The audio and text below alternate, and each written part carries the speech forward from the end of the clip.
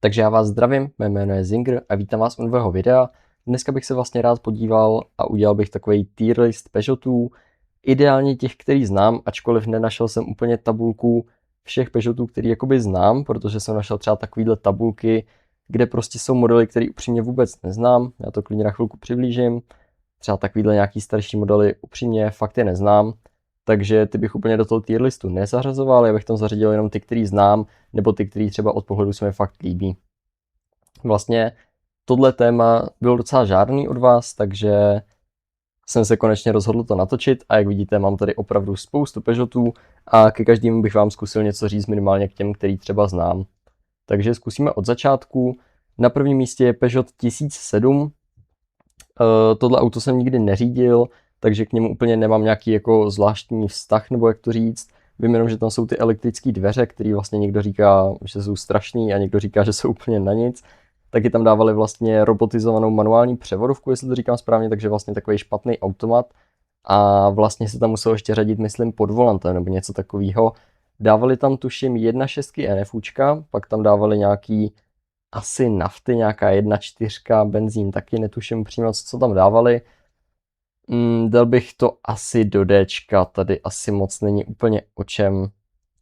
Tady je nějaký asi Peugeot 104 Sport, nebo GTI, upřímně to neznám, protože tady je vlastně klasická 104, ale tohle sportovní se mi vlastně hrozně líbí, takže bych se nebál jí dát asi klidně do Ačka, věřím tomu, že to bude fajn auto, fajn svezení, páč to bude vážit pár kilo. U klasický 104 asi bych zařadil do Bčka. Já jsem tyhle auta nikdy ani neviděl, v Čechách se moc jako neprodávali asi určitě v době komunismu a ani se sem pak moc nedováželi, takže nemám moc co k těmhle autům říct, beru to čistě jako pohledově a jaký si myslím, že ty auta jsou, ale nedávno jsem vlastně viděl 104, která měla motor 1,1 litrů a 44 kW, takže je dost možný, že můj motor má základ někdy v počátku 80. let, vlastně kdy tenhle model vznikl, protože tuším, že 104 byla vlastně předchůdce 205 a 106, takže něco takového. Pak tady máme 106 Sport, teda kecám, tohle je rally vlastně, to určitě bude do SK, protože jako 1.6 něco kolem 80 kW, nějak 78 myslím, to určitě sem jako patří. Pokud to byly vlastně před facelifty, tak ty měly 1.3, jestli si dobře vzpomínám, něco kolem 60 kW. Tohle je po facelift, takže si myslím, že to bude těch 80 kW. Klasická 106, no. Já jsem měl 106 Sport, jak jistě víte, 1.4 55 kW a vlastně jsem s ní byl docela spokojený. Tohle ještě před facelift, XSIčka se mi hrozně líbí, ty mají tuším 63 kW, něco takového, 68 možná dokonce. Takže dám ji asi do Ačka, když vezmu jako klasickou 106. Pak tady máme Peugeot asi 107, v těchto modelech se úplně nevyznám, nevím, proč jsou tady vlastně dva. Takže jako vím, že asi spolehlivý budou, v tom byly nějaký ty litry 50 kW, tuším, že to mělo co spojitost s Toyotou, že tam buď byly motory od Toyoty, nebo Toyota brala motory od Peugeotu, jedno z toho. A jako vím, že spolehliví jsou a takhle, ale mně se moc nelíbí. Na druhou stranu jezdí se s těma automa a často s Citroenama C1 nějaký jako začátky, řekněme, závodní kariéry, takže asi Cčko takový, řekl bych. Tuhle přehodím někam úplně dozadu, ať nás tady neplete, protože je to vlastně úplně stejný auto. Tady je nějaký asi nová 107, vůbec neznám upřímně tenhle model a zase jsou tady dvě. Upřímně nevím moc kam to zařadit, asi taky do toho Cčka, nebo Dčko, mně se to nelíbí vůbec tohle auto. Takže tohle opět hodím dozadu. Tak, pak tady máme nějaký SUVčka, tuším, že 4008, 5008, 3008 asi. Moc se v těch modelech nevyznám, ale vím, že tyhle SUVčka jsou jako docela chtěný, řekněme, že lidi je mají rádi. Já SUVčka rád nemám, takže za mě kategorie C, to stejný asi s tímhle.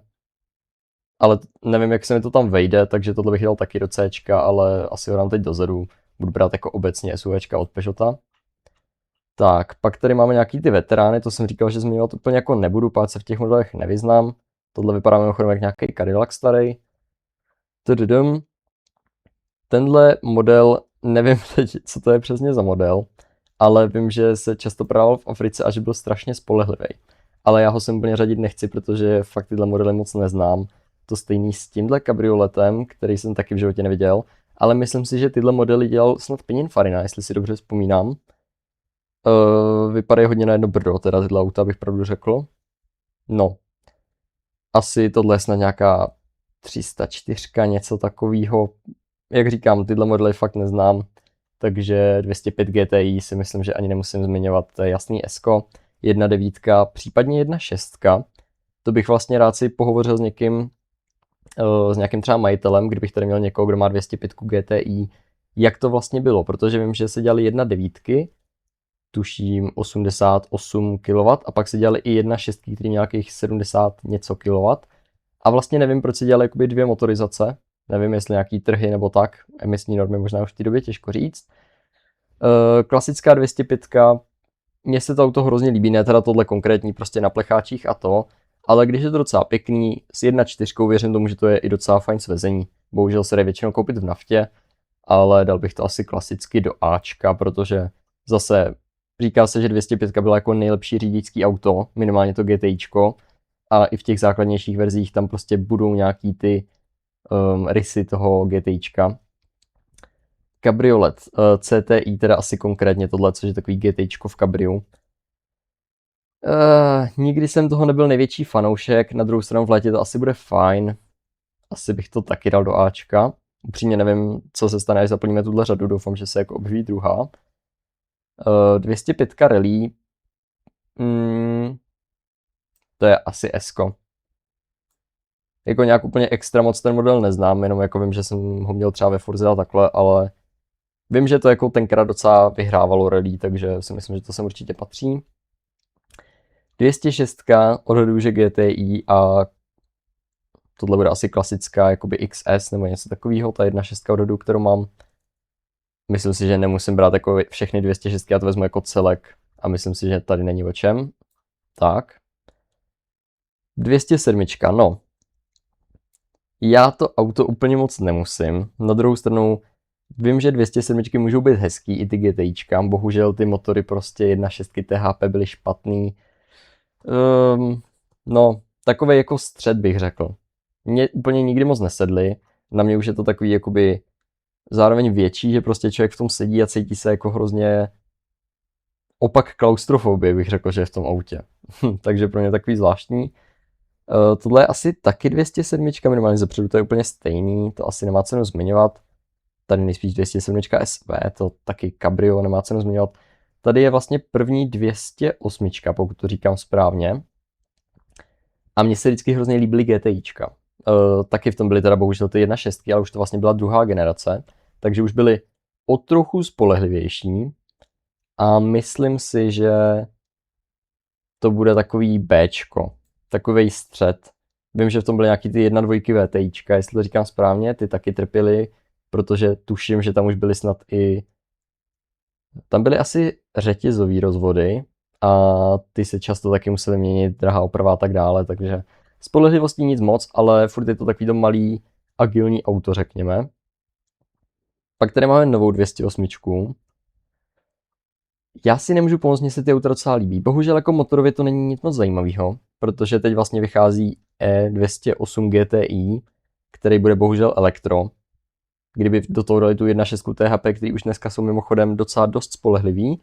Oni je používají vlastně do všech kombinací hybridů, minimálně do těch sportovních, co vím, i Citroen je používá do těch DS4 a takhle modelů.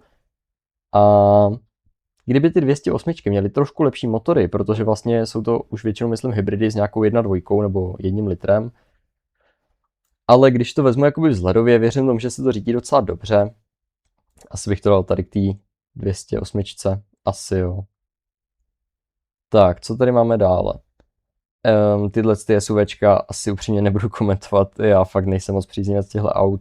Tady nějaký sedan, který snad nějaký pro indický trh, taky to snad ani neznám moc.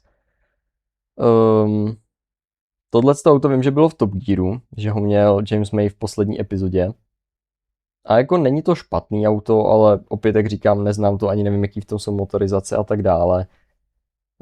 Jako kdybych to měl někam dát, což asi jako dám, tak někam taky do toho Bčka třeba, asi jo. Tak, to jsou všechno tak nějak, mně to připadá jako hrozně podobný modely. Tak, 306, opět to vezmu jako celkově, kombíky a Cabria brát nebudu, přestože Cabria se mi docela dost líbí. Vezmu prostě hatchback, sedany moc nemusím, takže hatchback, 1.6, 65 kW nebo 1.8, nějakých asi 80 kW nebo kolik v tom bylo. A pak vlastně 2 litry GTIčka kolem 100 kW. Za mě Ačko. Mně se vždycky docela líbily, neměl jsem nic proti nim, věřím tomu, že se řídí pěkně a umí být docela hezký, když si s nimi ty lidi trochu pohrajou. Tak, pak tady máme, tuším, nějakou 307 nebo co to je, něco takového. To jsem vlastně zmiňoval už, že jsem chtěl jednou koupit a mě to auto vůbec nesedlo. Tomu dávám jako C, protože nevím. Můžete se podívat na předchozí video, který vám teď vyskočí nahoře, kde jsem vlastně zmiňoval tohle auto a možná to bylo stavem, ale mně už to přijde takový velký a takový neohrabaný. Už to prostě není ten Peugeot, který já znám a který mám rád, takže tady ani nevím, jestli jako chci zmiňovat tyhle modely, to jsou takový prostě řady, který fakt neznám, nikdy jsem je neřídil, ani moc nevídám. 309 GTI, jasný, tyjo, asi Ačko bych řekl. To vlastně bych dal pod 205 GTI, protože stejný motor. Mně se líbí, to ne, že ne, ale je to takový, že trošku větší GTIčko, no, 205. Tak. Pak dál tady máme klasickou 309, to nebudu zmiňovat. 406, tohle vypadá na MI16 s 2 litrem. Vím, že nedávno, že to je asi možná snad 2 roky, se prodávala Le Mans edice MI16 snad za 50 000. Byl jsem prostě blbej, že jsem ji nekoupil. Nebyla ani v tak špatném stavu, ale bohužel. Mně se líbily docela vždycky. Asi Ačko bych dal. Je dobrý, ona se to takhle zvětší, tak ideál. Co tady máme dále? Tohodle Peugeota, tuším, že je to 405. Když tak omlouvám se, kdybych se fakt pletl v těch modelech, ale Peugeot má hodně zvláštní jako označení. Ty si mi jako docela divně líbí. Vím, že to byly vlastně takový tenkrát luxusní řady, tady to teda konkrétně asi ani nemá jako střešní okno, to vypadá. Ale byly v tom docela zajímavé motory a dokážu si to představit jako takový ideální auto na road tripy. Jo, tady to je. Takže takový jako Cčko bych řekl, takový střed. No, nechal bych to v Cčku, když tak pak si to ještě budu trošku předávat. 406 kupé, no. Já asi dostanu velký hate, ale mě ty auta nikdy úplně moc nesedly vzhledově. Je to taková těžší 206, 306. Zase na druhou stranu to nemělo být jakoby sportovní auto, ale prostě cestovní kupéčko. Byly v tom docela dobrý motory, 2 litry z GTIčka vlastně z 206, 3 litry ze 406, pak nějaký 2 litry nafty, myslím, že i 2,2 HDI tam dávali. 2,7 myslím ne, ale 2,2 tam dávali. Nevím, vím, že jsou populární a mají dobrý motory, tak dám asi jako teda Bčko. Tak, co tady máme dále? Ani jsem nevěděl, že Peugeot dělal nějaký pick-upy, tyjo. Tohle jsou prostě, to je vidět, že tohle fakt dělal nějaký int, nebo prostě někdo, kdo je ujetej na Peugeoty, ale jsem fakt komplet všechny modely. 508 ještě brát nebudu, k tý se dostanu potom. Tady jsou vlastně nějaký ty novější, to je vlastně taky myslím 508, akorát ta základní. Myslím si, že jako tyhle ani nevím, jak se to teď jmenuje nějak, nevím, vím jenom, že z Tomášovo dílny s tím někam jel a měl v tom 2.2 HDI, myslím, nebo 2.7 a docela jsem to pokazilo pěkně. Takže to asi fakt zmiňovat nebudu. Jak říkám, budu zmiňovat ty, co mě zajímají, nebo ty, co aspoň jako znám a potkávám. 607. Je to takovýto auto, který kdybych měl hrozně moc peněz, tak klidně bych si ho koupil na cestování. Hezky v 3 litrů, bohužel teda v automatu, páč manuále dělali jenom do 2 litrů, myslím, ty 2 litry nafty. Teď nemyslím, dávali 2 litry benzíny, ale dávali tam vlastně 2.2 nafty, 2.7 nafty, biturbo HDIčka.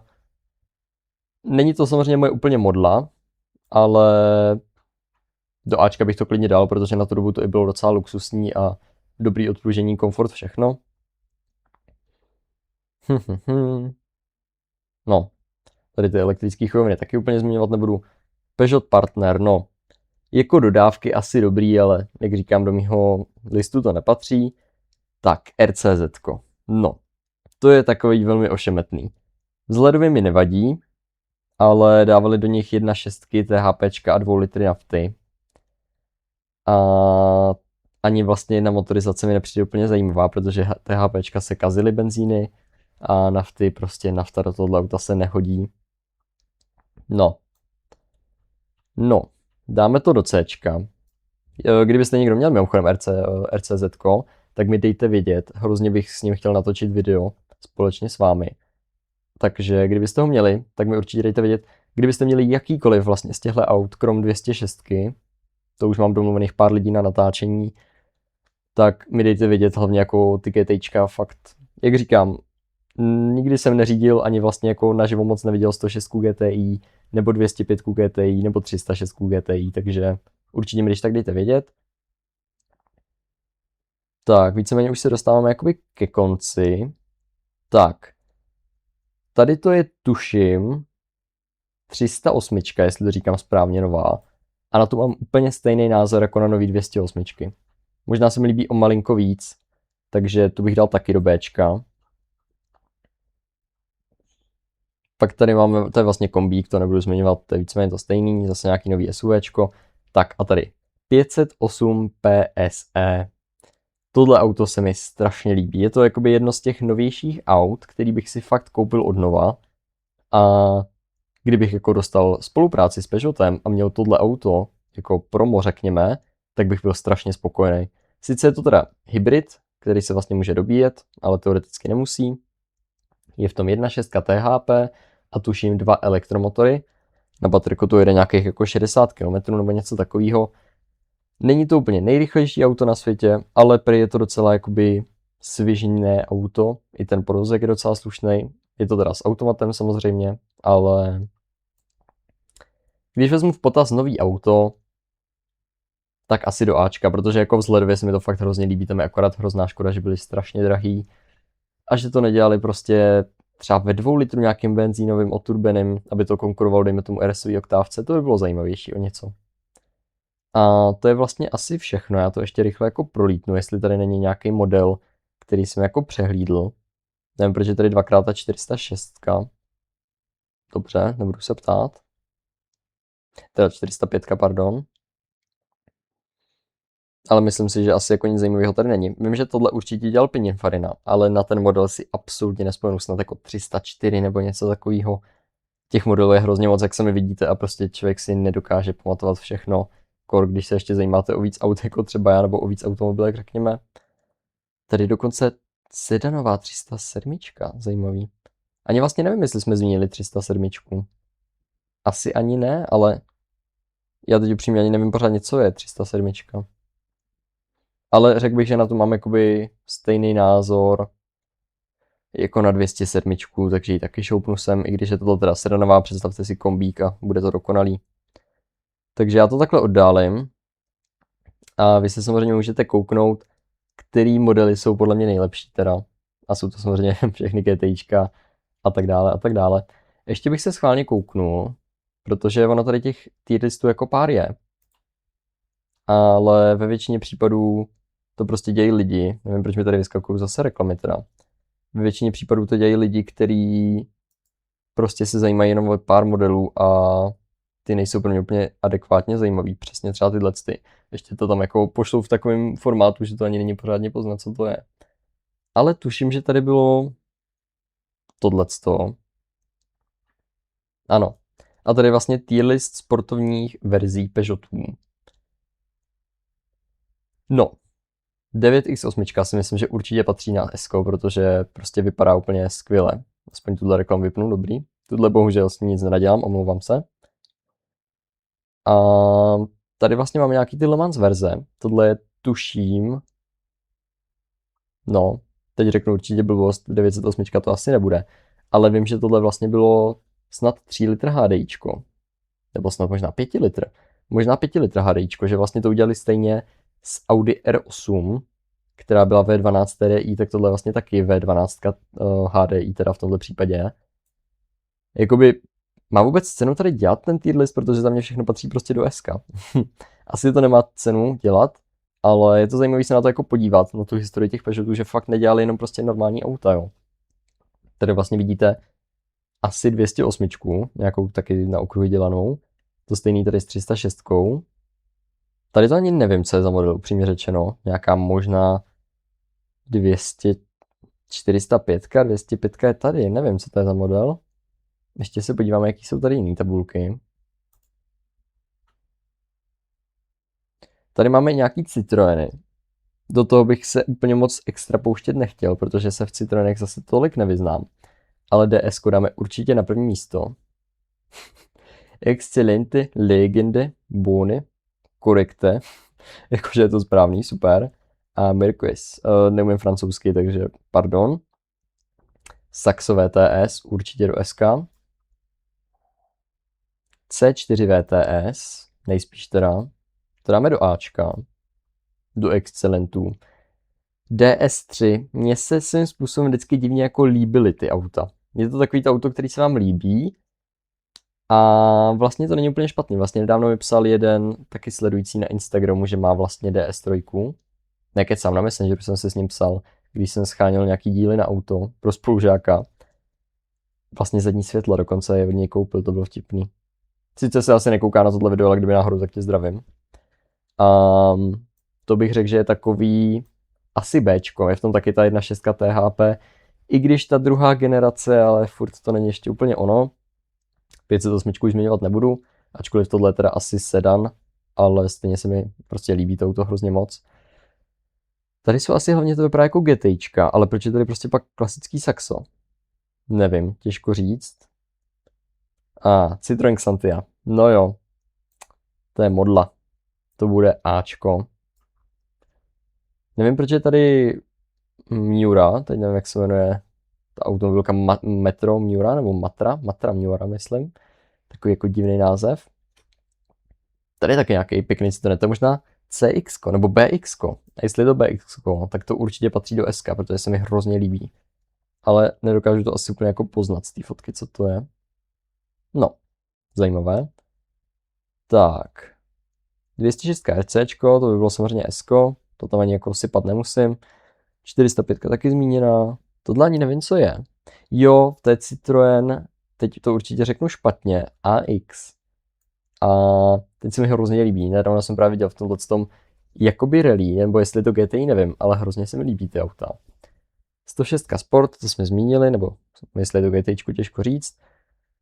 C2 VTS, k tomu se váží zajímavá informace, protože VTS dělali v 1.6 HDI a v 1.6 benzínu 16 ventilů, který měl 92 kW, zatímco vlastně klasický NFUčko má 80 kW, takže mě taky zajímalo, kde třeba nahnali těch 12 kW, jestli jako samozřejmě sání, software trošku jiný a tak dále, ale to je jako docela zajímavý auto. Má to necelou tunu, takže myslím si aspoň, takže jako docela raketa. Taky se mi docela líbí mimochodem. Pak je tady, asi Xara to bude, bych řekl, asi jo. Dejme tomu, že budu brát verzi VTS, tak to bych dal do SK, teda do Bčka. A tím jsme asi vyčerpali veškeré možnosti, co znám. A tak no. Ještě je tady asi ta 308 GTIčko. To bych dal taky do Bčka. No. A nic moc víc mě tady jako zase nezaujímá pro změnu. Takže takhle to dopadlo tady. Zkusím ještě najít schválně nějaký jako tier list čistě pro Citroeny.